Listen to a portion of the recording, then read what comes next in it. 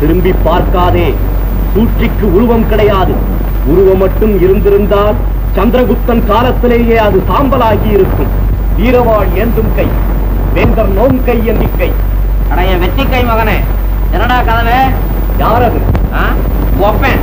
என்னடான்னா கல்யாண வைபோகனாலே மேல் கண்ணோடு பேசும் கண்ணாலே உயர் கல்யாண வைபோகனாலே உயர் கல்யாண வைபோகனாலே தாலி கழுத்தில் அணிந்தார்.